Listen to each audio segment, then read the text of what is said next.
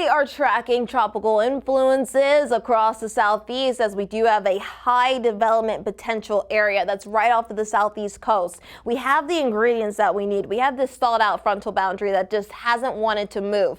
We have the energy there. We also have this dip in the jet stream acting as a spark to that energy. And then we also have very warm ocean temperatures. So all the ingredients are coming together for this storm to transition into a tropical system. And so that's why we're keeping a close eye on it. Ocean temperatures steamy in the mid 80s. So that's just helping to fuel this storm. And as it continues to move its way north, well, it's going to continue to organize throughout our day on Friday, still bringing heavy rain along the coast, particularly the mid-Atlantic coast throughout Friday. But this storm is going to continue to advance north and west, making landfall potential as a tropical storm as we head into the early hours on Saturday, though it does lose a lot of that steam relatively quickly as it makes its way on land.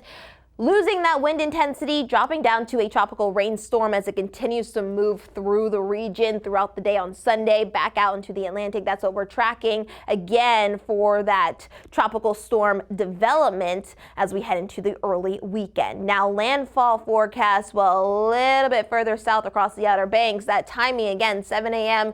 to 9 a.m. Eastern time. And at the time of landfall, sustained winds coming in at 55 to 65 miles per hour. So this thing's going to be packing quite the punch. It's going to be blustery in these areas, and as it continues to travel north, well, look at all this rain that we're going to be getting along the Eastern Seaboard from the Cape down through the I-95 corridor and across the Delmarva down through the Carolina coast. Coastal flooding and beach erosion, areas that are already vulnerable to these threats like the Outer Banks, rough surf, travel disruptions. You can expect those as we are going to be experiencing heavy onshore flow with rain throughout the beginning of the weekend. That rain is going to linger, particularly across the northeast, especially closer towards the coast as we head into the end of the weekend.